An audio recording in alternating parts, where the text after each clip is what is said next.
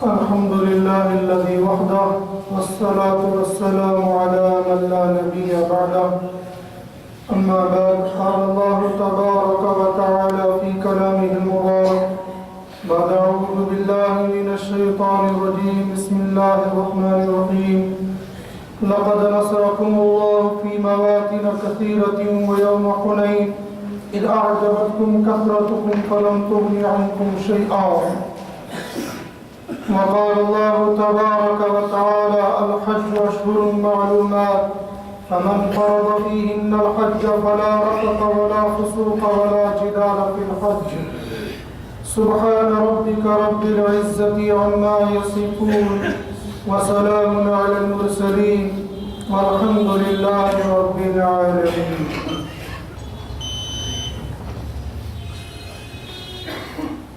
اسلام کی تاریخ میں سب سے پہلے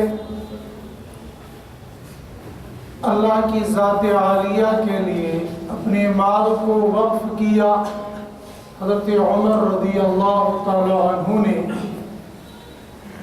7 ہجری میں جب خیبر فتح ہوا اور خیبر کے مجاہدین پر مال غنیمت تقسیم کر لیا گیا، اس میں زمین کا وہ حصہ جو حضرت عمر رضی اللہ تعالیٰ عنہ کے حصے میں آیا، اس کو حضرت عمر رضی اللہ تعالیٰ عنہ نے اللہ کے لیے وقف کر دیا، اپنی ذات کے لیے نہیں رکھا.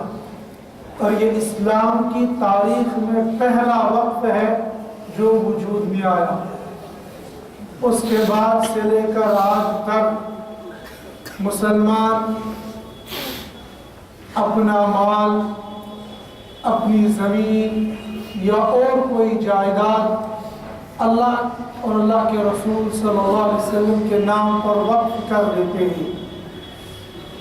زمین کا میرا یہ ٹکڑا اللہ کے لیے وقف ہے. مثال کے طور پر یہ زمین کا یہ ٹکڑا جس ٹکڑے پر یہ مسجد شریف بنائی گئی ہے، یہ اس آدمی نے جس کی یہ زمین رہی ہے اس نے اللہ کے لیے وقف کر دی. یا کبھی ایسا ہوتا ہے سارے گاؤں والے محلے والے پیسے تھوڑے تھوڑے اکٹھے کر لیتے ہیں، پھر زمین کا ایک ٹکڑا خرید لیتے ہیں، اس کو اللہ کے لیے وقف کر دیتے ہیں، اس کے اوپر مسجد، مدرسہ یا قبرستان بنا لیتے ہیں. یہ جو ٹکڑا زمین کا یا مکان کا جو اللہ کے لیے وقف کر دیا گیا ہے، اب اس حصے میں کسی اور کا حصہ نہیں رہتا ہے. خاص طور پر اگر وہ ٹکڑا، وہ زمین کا حصہ مسجد کے لیے ہے اور وہاں پر مسجد بنا دی گئی، اب وہ مسجد صبح قیامت تک مسجد ہی رہے گی. لیکن مسجد کے علاوہ جو جگہیں یا جو بلڈنگیں، جو مکانات اللہ کے لیے وقف کر دیے جاتے ہیں، ان کا حکم وقف والا تو رہتا ہے، لیکن بعینی وہ وقف والا جو مسجد کا ہوتا ہے وہ تو نہیں رہتا ہے، لیکن بہرحال وہ ایک وقف والا حصہ ہوتا ہے اور وہ عرض و ٹکڑا وقف کہلاتا ہے. کتب احادیث میں، کتب فقہ میں وقف کے مستقل مسائل لکھے گئے، اوقاف کے مستقل باب باندھے گئے، مستقل کتابیں لکھی گئی کہ اگر کوئی زمین کا ٹکڑا یا کوئی بلڈنگ یا کوئی عمارت اللہ کے لیے وقف کر دی جائے تو اس کا مصرف کیا رہتا ہے، اس کا حکم کیا رہتا ہے. کیا اس ٹکڑے کے اوپر، اس مکان کے اوپر، اس بلڈنگ کے اوپر اس واقف کا قبضہ باقی رہتا ہے یا نہیں رہتا ہے؟ پھر اس وقف شدہ زمین، وقف شدہ بلڈنگ، وقف شدہ عمارت پر کس آدمی کا قبضہ رہے گا؟ آیا ایک طبقے کا، ایک قبیلے کا، ایک خاندان کا، ایک محلے کا یا ایک قصبے کا، یا ساری دنیا کے مسلمانوں کا؟ کس کا قبضہ، کس کے حصے میں یہ چیز رہے گی؟ مستقل طور پر کتابوں کے اندر اس کے جزئیات پر بحث کر کر کے اس کے جزئیات تک کو لکھا گیا کہ اگر یہ ٹکڑا کسی آدمی کے قبضے میں ہے، یہ آدمی اس ٹکڑے پر کھیتی باڑی کرتا ہے، تو یہ کھیتی باڑی کس کے حصے میں جائے گی؟ اس سے پیدا شدہ جو اناج ہوگا وہ اناج کس کے کھاتے میں جائے گا؟ یا اناج خود کھائے گا، یا اناج ڈپارٹمنٹ میں جائے گا، یا ٹرسٹ میں جائے گا، این جی او میں جائے گا، خاندان میں جائے گا، قبیلے میں جائے گا، یا یہ ایک تنہا آدمی جو اس ٹکڑے کے اوپر، اس کھیتی کے اوپر کھیتی باڑی کر رہا، یہ اس کا مالک رہے گا؟ کون رہے گا؟ مستقل اس پر بھی بحث ہوئی، اور مستقل طور پر کتابوں کے اندر یہ باب طے ہو گیا۔ لیکن اس باب کی ابتدا کرنے والے حضرت عمر رضی اللہ تعالیٰ عنہ ہیں۔ حضرت عمر رضی اللہ تعالیٰ عنہ خیبر کے موقع پر سموگ نامی زمین جو ان کے حصے میں آئی تھی، انہوں نے اس کو اللہ کے لیے وقف کر دیا۔ وہاں سے وقف کے مسائل پیدا ہو گئے، اور وقف کے مسائل عمر رضی اللہ تعالیٰ عنہ نے نہیں بتائی، بلکہ وقت کے مسائل تو حضرت نبی کریم صلی اللہ علیہ وآلہ وسلم نے بتائی، شریعت نے بتایا، قرآن حدیث نے بتایا۔ لیکن زمین کو اللہ کے لیے سب سے پہلے وقف کرنے والے حضرت عمر رضی اللہ تعالیٰ عنہ ہیں۔ یہ سن 7 ہجری کا واقعہ تھا۔ سن 8 ہجری کے اندر حضرت نبی کریم صلی اللہ علیہ وآلہ وسلم نے مکہ کو فتح کرنے کا ارادہ کر لیا، اور مسلمانوں کے درمیان میں اعلان ہو گیا کہ مکہ کو فتح کرنے کے لیے نکلنا ہے۔ چنانچہ مسلمان اکٹھے ہو گئے۔ اس وقت مسلمانوں کی تعداد 10,000 تھی۔ 10,000 کا لشکر مدینہ المنورہ سے مکہ المکرمہ کو فتح کرنے کے لیے نکلا۔ جب مکہ المکرمہ کے قریب پہنچ گئے اور مرز زہران نام جگہ پر پہنچ کر آپ علیہ السلام نے قیام کیا۔ اس موقع پر آپ صلی اللہ علیہ وآلہ وسلم کے چچا حضرت عباس رضی اللہ تعالی عنہ یہ کھچر پر سوار ہو گئے۔ کتب سیر کے اندر لکھا ہے یہ کھچر نبی علیہ السلام کے قبضے میں تھا۔ یہ اس پر سوار ہو گئے اور مکہ کے راستے پر چل دیے۔ آگے سے دیکھا ابو سفیان آ رہے ہیں۔ ابو سفیان سے کہا ابو سفیان خیر اس میں ہے، میرے ساتھ چل، حضرت نبی کریم صلی اللہ علیہ وآلہ وسلم کے سامنے پیش ہو کر، اور میں تیرے لیے نبی علیہ السلام سے امن مانگوں گا تاکہ میری امان میں رہ کر، ورنہ آج تیری خیر نہیں ہے۔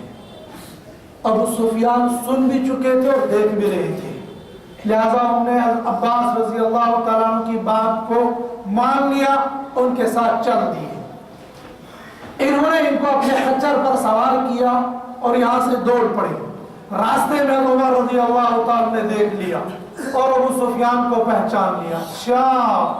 معلوم یہ ہوتا ہے کہ نبی علیہ السلام کے دربار میں پہنچ کر اپنی جان کی امان لینے کے لیے دوڑ رہا ہے، پیچھے سے تلوار لے کر دوڑ پڑی۔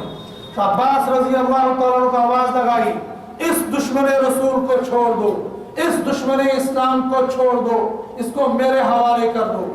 لیکن عباس رضی اللہ تعالیٰ بھی نبی علیہ السلام کے چچا تھے، جرأت بھی تھی، ہمت بھی تھی، اور اندر سے ہمدردی بھی تھی۔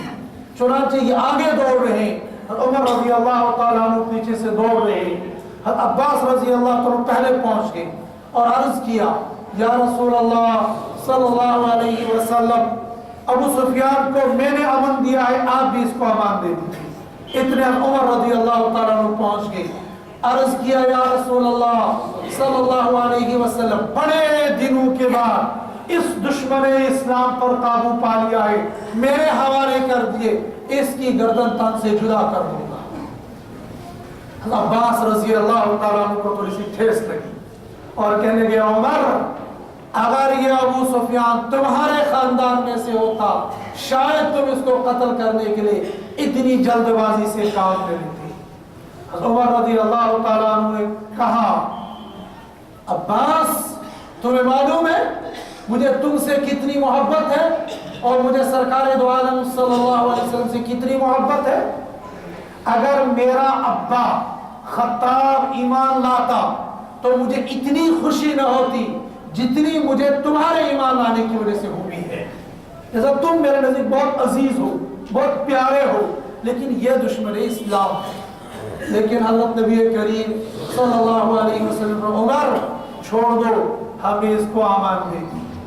चुनांचे अबू सुफियान जो इस्लाम का दुश्मन था और बद्र की लड़ाई कराने वाला अबू सुफियान ही था, बराह रास्त तो नहीं था, लेकिन लश्कर लेकर यही आ रहा था मुल्क शाम से, ताजिर वाला काफिला, और इसी की वजह से बद्र की लड़ाई वजूद में आई। इसके बाद ओहद की लड़ाई में पेश रहा, दिगर जगहों पर पेश रहा। लेकिन जब ये वक्त आ गया, हज़रत नबी करीम सल्लल्लाहु अलैहि वसल्लम ने जाओ अबू सुफियान, हमने तुमको अमन दे दी। हज़रत अब्बास रज़ी अल्लाह तआला अन्हु कहने लगे, या रसूल अल्लाह सल्लल्लाहु अलैहि वसल्लम, अबू सुफियान लीडर टाइप है, इसके दिलो दिमाग के अंदर लीडरी है, लिहाजा इसको कोई इम्तियाजी शान मिलनी चाहिए। आप सल्लल्लाहु अलैहि वसल्लम ने फरमाया, अंज़िरुन नास मनाज़िरहुम, लोगों को उनके मर्तबे के मुताबिक रखना चाहिए। अगर आपके पास कोई बड़ा आदमी आ जाता है तो उसके बड़ेपन का एहतराम करते हुए उसके लिए वही मकाम देना चाहिए, चाहे वो दीनी एतबार से हो चाहे दुनियावी एतबार से हो। अब दीनी एतबार से वो मकाम देना चाहिए जो उसकी शायान शान हो, और दुनियावी एतबार से वो मकाम देना चाहिए जो उसकी शायान शान हो। लेकिन एक बड़ा आदमी, एक दुनियादार लीडर टाइप आदमी और एक आम आदमी, दोनों को एक जगह उसके साथ मेहमान नवाजी के एतबार से रखा नहीं जाएगा, दोनों के अंदर कुछ ना कुछ फर्क किया जाएगा। एक दुनियावी एतबार से लीडर टाइप आदमी और एक आलिम आदमी, दोनों को एक जगह नहीं बिठाया जाएगा, दोनों के दरमियान थोड़ा सा फर्क किया जाएगा ताकि मालूम हो जाए कि इसका मकाम क्या है, इसका मकाम क्या है। हज़रत अब्बास रज़ी अल्लाह तआला अन्हु ने अर्ज किया, या रसूल अल्लाह सल्लल्लाहु अलैहि वसल्लम, अबू सुफियान लीडर टाइप आदमी है, इसको कोई इम्तियाजी शान मिलनी चाहिए। आप सल्लल्लाहु अलैहि वसल्लम ने फरमाया, जाओ, हमने आज अबू सुफियान को वो शान दे दी जो इसको कभी पहले नहीं मिली थी।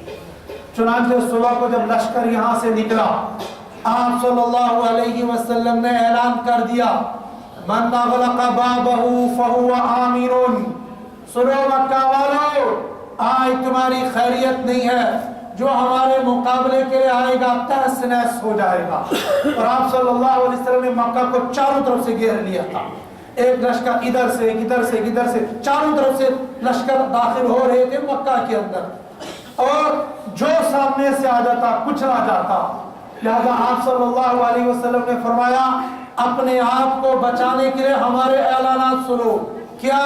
मन अग़लक़ बाबहु फहुव आमिनुन, जो अपना दरवाजा बंद कर ले उससे कोई छेड़छाड़ नहीं होगी।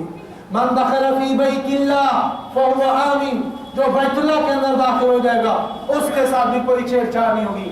वमन दखल फी दारी अबी सुफियान, और जो अबू सुफियान के घर में दाखिल होगा फहुव आमिन, उसके साथ भी कोई छेड़छाड़ नहीं होगी।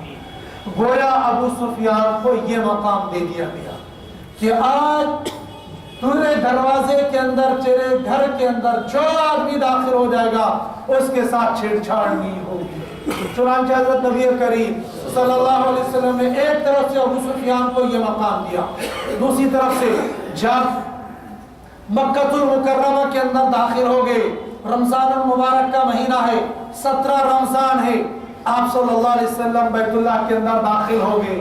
बैतुल्लाह के अंदर रखे हुए बुतों को साफ किया, बाहर फेंक दिया, एक एक की तरफ छड़ी उठाते थे, बुत मुंह के बल यूं गिर जाता था। आप सल्लल्लाहु अलैहि वसल्लम ने पूरे बैतुल्लाह को साफ किया। साफ करने के बाद बैतुल्लाह के बीच खड़े हो गए, आपने 2 रकात नमाज पढ़ी। बैतुल्लाह के अंदर 3 सुतून है, 2 सुतून आपने अपने दाएं कंधे की जानिब रखे और एक सुतून अपने बाएं कंधे की जानिब रखा, बीच में खड़े हो गए, 2 रकात नमाज अदा की। उसके बाद बाहर निकले और बैतुल्लाह के दरवाजे पर खड़े हो गए। बैतुल्लाह का दरवाजा जहां पर आज है ठीक उसी जगह पर उस जमाने के अंदर भी था, ऊंचाई पर भी था, उसी जगह पर लगा हुआ था। इस ऊंचाई पर आप सल्लल्लाहु अलैहि वसल्लम खड़े हो गए और दरवाजे की चौखट को यूं पकड़ा और यूं पकड़ने के बाद एक ऐलान किया, या माशर कुरैश, ए कुरैश वालों, बताओ आज तुम्हारे साथ क्या मामला किया जाएगा। बैतुल्लाह का दरवाजा बंद था, उस्मान नामी मुतवल्ली था। ये उस्मान वो था जिसने एक मौके पर हजरत नबी करीम सल्लल्लाहु अलैहि वसल्लम को तवाफ करते करते धक्के दे देकर बाहर निकाल दिया था। आप सल्लल्लाहु अलैहि वसल्लम की आंखों से आंसू निकल आए थे। ये वो जमाना था जब आप मक्का में रहते थे, उस वक्त आपके साथ हजरत अली थे। जब आप बाहर निकले, आपने फरमाया, अली एक वक्त वो आएगा, इस बैतुल्लाह की चाबी मुझे मिलेगी, मैं जिसको चाहूंगा उसको दूंगा। हज़रत अली रज़ी अल्लाह ताला ने ये पैगाम सुना था, किसी और को इस वाक़े का कुछ इल्म न था, लिहाजा आज अली रज़ी अल्लाह ताला अपनी जगह बहुत खुश थे कि आज बैतुल्लाह की चाबी अली को मिलेगी, इसलिए कि ये राज या मुझे मालूम है, या आपको मालूम है, या अल्लाह को मालूम है, तीसरा कोई है ही नहीं जिसको ये राज मालूम है, लिहाजा बताया भी मुझे गया है, चाबी मुझे मिलेगी। जब ये उस्मान बुलाया गया, इससे चाबी ली गई, ये कांपने लगा, यूं थरथराने लगा। आपने पूछा कि उस्मान तुम क्यों घबरा रहे हो? इसने कहा, मुझे डर ये है कि ये चाबी आप मेरे हाथ से तो ले रहे हो, शायद मुझको वापस नहीं दोगे। आप सल्लल्लाहु अलैहि वसल्लम ने फरमाया, ये चाबी तुमको वापस दे दी जाएगी। लेकिन बाद में जो आयत नाजिल हो गई, उससे ये मालूम होता है कि आप सल्लल्लाहु अलैहि वसल्लम ने या तो गैर इख्तियारी तौर पर या उसकी दिलजोई के तौर पर ये कहा था, ये चाबी तुमको मिल जाएगी। शायद आप सल्लल्लाहु अलैहि वसल्लम का इरादा किसी और को ये देने का था, इसलिए बाद में जो आयत नाज़िल हो गई उससे इशारा ये मिलता है, शायद आपका ये ख्याल था या गैर इख्तियारी तौर पर आपकी ज़बान से बात निकल गई थी कि आपको चाबी वापस दे दी जाएगी, या एक कहा था चाबी वापस मिल जाएगी। वह इसको आदमी को इत्मीनान हो गया था कि चाबी मुझे वापस मिल जाएगी। आपने बैतुल्लाह को साफ किया, फिर पूछा, कुरैश वालों बताओ आज तुम्हारे साथ क्या मामला किया जाएगा। सारे मुजरिमों की तरह थे, सबको अपने काले करतूत सामने नजर आ रहे थे। हमने नबी अलैहिस्सलातु वस्सलाम से क्या नहीं किया, वो कौन सी बुराई है और वो कौन सा जुल्म है जो हमने हज़रत नबी करीम सल्लल्लाहु अलैहि वसल्लम के साथ नहीं किया। और ये उस्मान ये जानता था, वो मंजर इसकी आंखों के सामने था कि मैंने मोहम्मद सल्लल्लाहु अलैहि वसल्लम को धक्के दे देकर यहाँ से बाहर निकाल दिया। और दीगर मक्का वाले भी थे जो जानते थे हमने तो नबी अलैहिस्सलाम को यहाँ रहने तक नहीं दिया है, लिहाजा आज हमारे साथ क्या किया जाएगा। लेकिन बीच में एक आदमी खड़ा हो गया और कहने लगा, या मोहम्मद अंत करीम व इब्नुल करीम, आप तो सखी हो और सखी बाप के बेटे हो। सखावत नबी अलैहिस्सलातु वस्सलाम की थी और बाप को सखी इसलिए कहा कि हजरत अब्दुल्लाह को ख्वाजा अब्दुल मुत्तलिब ने अल्लाह के रास्ते में कुर्बान किया था, कुर्बान हुए नहीं थे लेकिन कुर्बान किया था, इसलिए इनको भी कहा आप करीब हो और करीम बाप के बेटे हो, लिहाजा हमें आपसे कर्म ही की उम्मीद है। आप सल्लल्लाहु अलैहि वसल्लम ने फरमाया, हाँ हाँ, दुनिया में जितने नबी आए वो आपस में सब भाई भाई हैं, लिहाजा मैं भी आज अपने एक भाई के जुमले को दोहराता हूँ जो उन्होंने अपने सौतेले भाइयों के लिए कहा था, ला तसरीब अलैकुमुल यौम, आज तुम्हारे साथ कोई दादागीर नहीं होगी, आज तुम्हारे साथ कोई पकड़ धकड़ नहीं होगी, जाओ हमने तुमको माफ कर दिया। नबी अलैहिस्सलातु वस्सलाम ने भी ऐलान कर दिया, जाओ हमने तुमको माफ कर दिया। और दुनिया के दिगर मज़ाहिब वालों और मजहब इस्लाम पर एतराज करने वालों और मोहम्मद अरबी पर एतराज करने वालों और मोहम्मद अरबी की सीरत पर तनकीद करने वालों, जरा मोहम्मद की सीरत को तो पढ़ लो, जरा मोहम्मद अरबी की सवाने उम्री को तो पढ़ लो। अरे मुसलमानों का नबी वो है, मुसलमानों का पैगंबर वो है, इस्लाम का गाइड वो है, इस्लाम का रहबर वो है जिसने अपने जानी दुश्मनों को माफ कर दिया था। अबू सुफियान कोई छोटा दुश्मन नहीं था, इक्रिमा अबू जहल का बेटा कोई छोटा दुश्मन नहीं था। अबू जहल जो 24 घंटे आपको कत्ल करने के दर पे रहता था और आपको कत्ल करने की सारी साजिश अबू जहल ने की थी, और अबू जहल का बेटा इक्रिमा आज मक्का के अंदर मौजूद था। गर्चे उस वक्त बिला जमानत वारंट इक्रिमा के लिए निकल चुके थे। 10 आदमी वो थे जिनके लिए बिला जमानत वारंट निकल चुके थे। जहां पाओ इनको कत्ल कर दो, हत्ता कि अगर इनको हरम के अंदर भी पाओ इनको वहां कत्ल कर दो। लेकिन इन 7 में से, इन 10 में से भी 7 वापस आ गए, 3 कत्ल कर दिए गए थे, उनमें से इक्रिमा भी था। और दुनिया के मजूसियों और दुनिया के यहूदियों और दुनिया के ईसाइयों और दुनिया के दीगर मज़ाहिब से ताल्लुक रखने वालों, अबू जहल का नाम तुमने सुना होगा, मोहम्मद अरबी सल्लल्लाहु अलैहि वसल्लम का नाम तुमने सुना है। हम मोहम्मद को मानने वाले हैं, हम मोहम्मद के दीन को मानने वाले हैं, हम मोहम्मद के तरीके को अपनाने वाले हैं, हम मोहम्मद के अखलाक को अपनाने वाले हैं, हम मोहम्मद के किरदार को अपनाने वाले हैं। अरे मोहम्मद वो मोहम्मद है जिसने अपने जानी दुश्मनों के लिए कहा था, जाओ ला तसरीब अलैकुमुल यौम, हम तुमको माफ कर देते हैं। हम लोग वही खसलत रखते हैं, हम वही दीन रखते हैं, उसी दीन के मानने वाले हैं और उसी दीन पर अपनी जान को कुर्बान करना फख्र समझते हैं। हम तो जालिमों को भी माफ करने वाले हैं, हम तो दुश्मनों को भी माफ करने वाले हैं। तुम हमको दहशतगर्द कहते हो, तुम हमको मिलिटेंट कहते हो, तुम हमको जालिम कहते हो, तुम हमको जालिम कहते हो। अरे जालिमो, तुम अपने गिरेबान में देखो, और यहूदियों और ईसाइयों तुम अपने गिरेबान में झांक कर देख लो। हमारा नबी वो नबी था जिसने मां मदीनतुल मुनव्वरा से यहूदियों को कहा था, निकल जाओ, हम तुम्हारे ऊपर अपने हाथ को खराब नहीं करना चाहेंगे। आपने उनको खुली छूट दी थी, निकल जाओ यहां से। हाँ, जो मुकाबले में आया वो पीसा गया, वो कत्ल हो गया, वो मारा गया, उसकी गर्दन मरोड़ी गई, वो नोचा गया, उसका वजूद बाकी न रहा। वो तब भी उसका वजूद बाकी न रहा, आज भी उसका वजूद बाकी नहीं रहेगा, और सुबह क़यामत तक इंशाअल्लाह जो इस्लाम से टकराएगा वो चूर चूर हो जाएगा। ये हमारा वादा नहीं, ये इस्लाम का ऐलान है, ये कुरान का फरमान है, ये नबी की निशानी है, ये नबी की सुन्नत है। जो इस्लाम के हल्के में आएगा पूरी दुनिया से अमन पाएगा, लेकिन जो इस्लाम से टकराएगा, जो कुरान से टकराएगा, जो नबी की जात से टकराएगा, जो नबी की सीरत से टकराएगा, जो नबी की सूरत से टकराएगा, वो चूर चूर हो जाएगा।